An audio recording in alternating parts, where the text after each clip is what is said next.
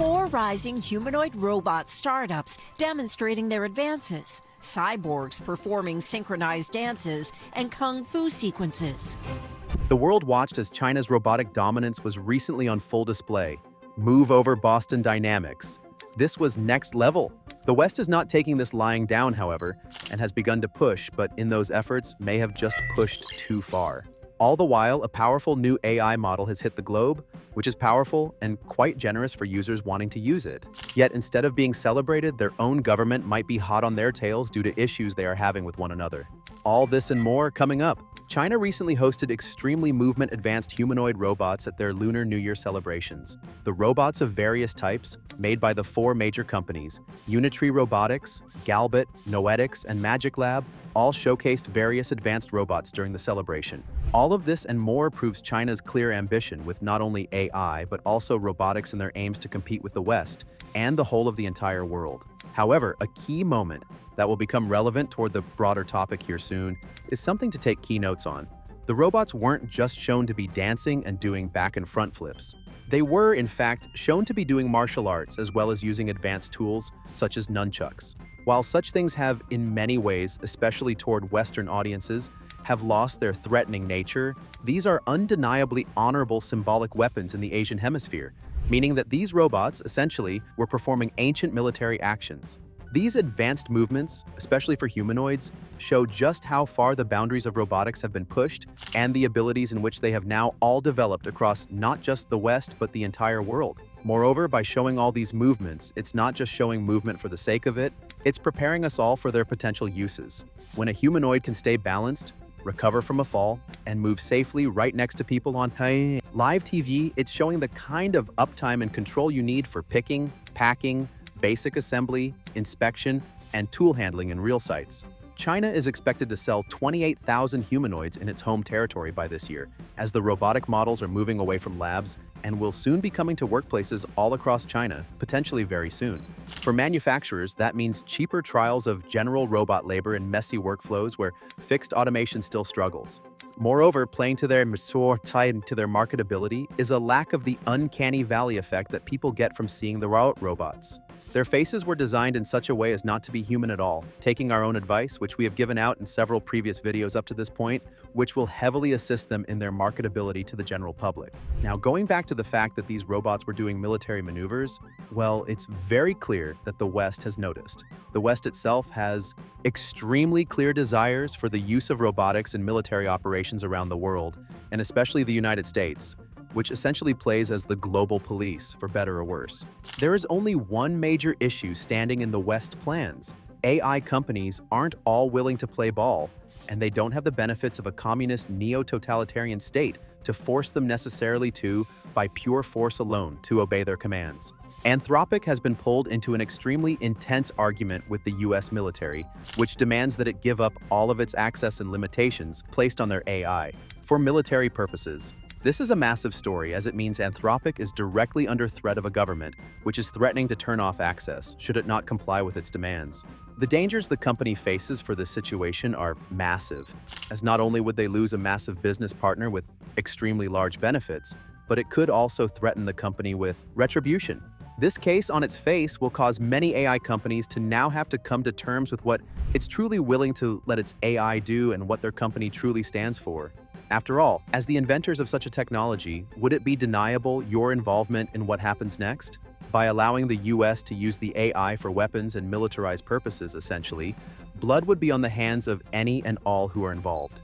This is a long-established law of the world, established by Oppenheimer, one of the main proponents and creators of the atomic bomb. It is for this reason that Anthropic has stated that it has banned such military applications of any and all of its products, and under the US systems of capitalism, such a thing should be respected.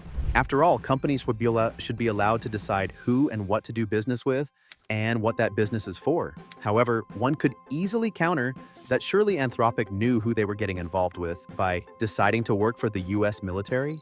It also makes many people wonder just what it is they could have seen that gave them cold feet. All of this on the heels of Operation Genesis, similar to the Manhattan Project, in which Oppenheimer also worked himself. The key issue that Anthropic is focusing on is their rules against autonomous weapons and mass surveillance.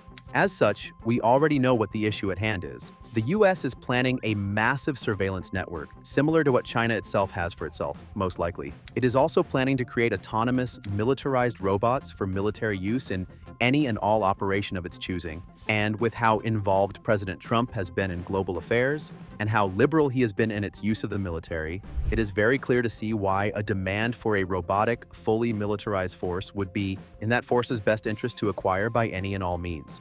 So the question is, truly, what will be the consequences of Anthropic? Refusing? The most likely outcome is that Anthropic loses access and is terminated from US systems and their contract is ended, leading to not only a massive business partner loss, but also for someone else to take advantage of their failure and take up their spot, getting the leading and cutting-edge advantage over all their competitors. This sets up a domino effect, in which essentially, the US government is going to go shopping for the right company, willing to do exactly what it wants. The reality of that situation is that it is only a matter of time.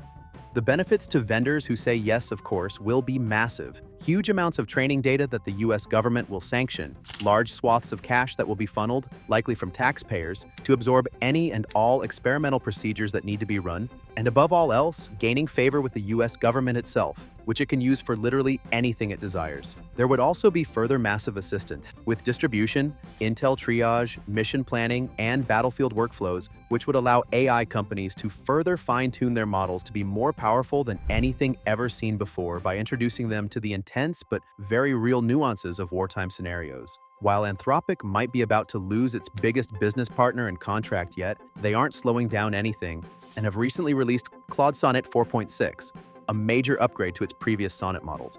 They are not taking this loss lying down and are moving clearly full speed ahead. Users of their models will be pleased to hear that these upgrades will be coming at no additional cost and will instead be automatically upgraded.